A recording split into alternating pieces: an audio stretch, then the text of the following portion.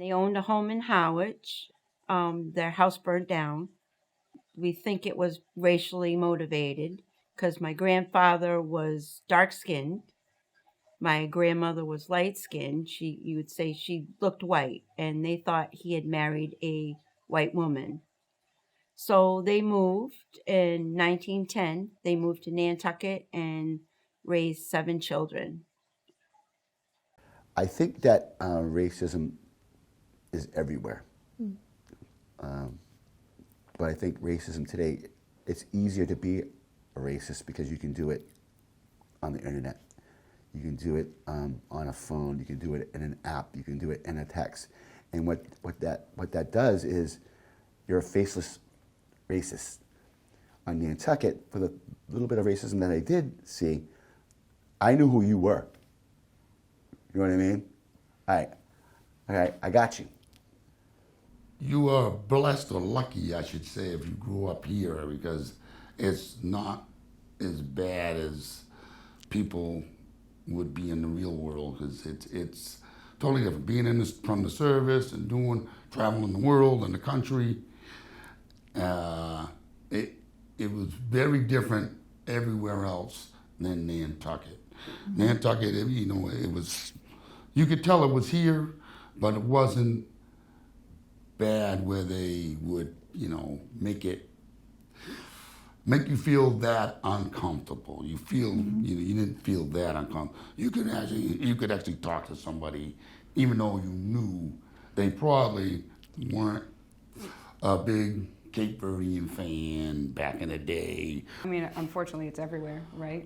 In our world today, which is sad and unfortunate, but growing up here, my dad's absolutely right. It's a little different, but I mean, you always have that feeling kind of when you walk up to someone, whether you can tell or not tell, if it's going to be a comfortable, easy conversation or if it's going to kind of go astray because of somebody else. So I feel like I'm different in a sense too, because people look at me sometimes, and with college I got to travel a little bit, so people look at me and they might think that I'm more, say, white than black.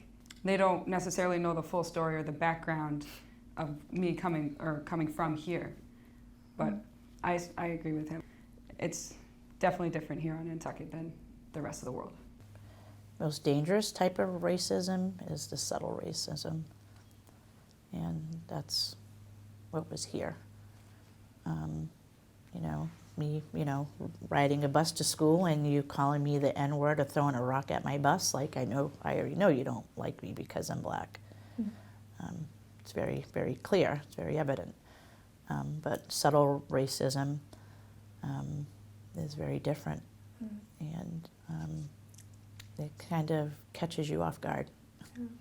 They were from out of state, and you know, I sent my resume and spoke a few times over the phone, and then went to, you know, their house to meet them. And when they opened the door, like, he's like, "Oh, this is not quite what I was expecting." So to me, that's subtle. A few boys used to call me racist names, as well as the other few kids that were in my class. And then everybody would laugh.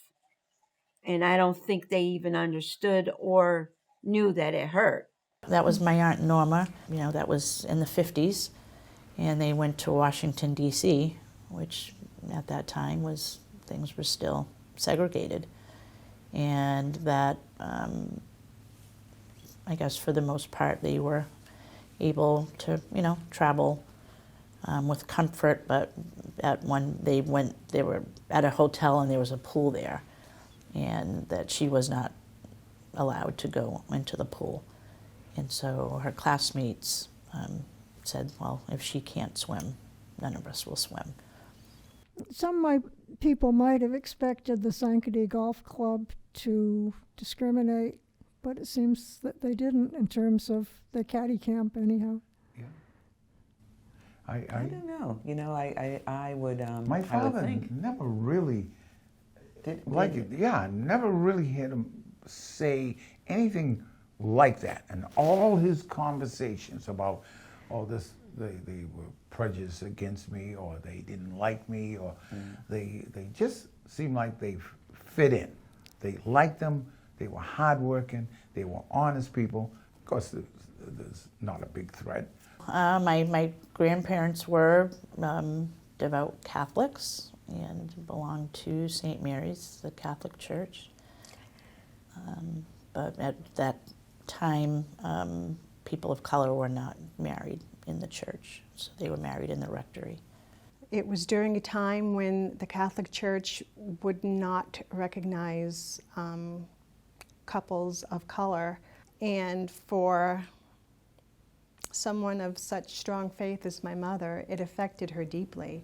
My aunt was the second person of color to be married at St. Mary's, and she had a beautiful wedding as well, but that was, that was a nice change that she was allowed to be married in the church. Have I been called the N-word? If you're a person of this color, of course you have. How you deal with it is how you were raised. And there's something my mom always said to me, and I'm not sure I can say it on camera, but I'll tell you off camera what my mom said to me. But it's one of those things, and she said, never let them win. Our school is so diverse right now.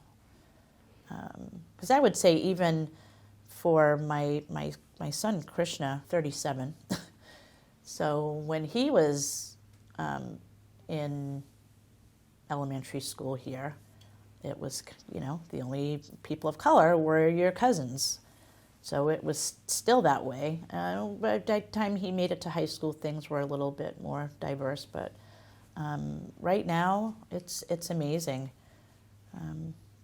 So it's very, very diverse. Like, you walk the hallway, you could hear 5 different languages being spoken. The teachers, we don't match the diversity of our students. I would like to see the District of Nantucket actively recruit teachers of color.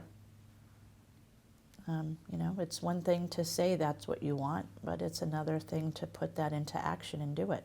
I can't imagine years ago, back in the 50s, or us even having this as, offered to us. What a wonderful thing the NHA is doing, an exhibit on, my history, Cape Verde Islands. I can't imagine that. I was so very grateful for that.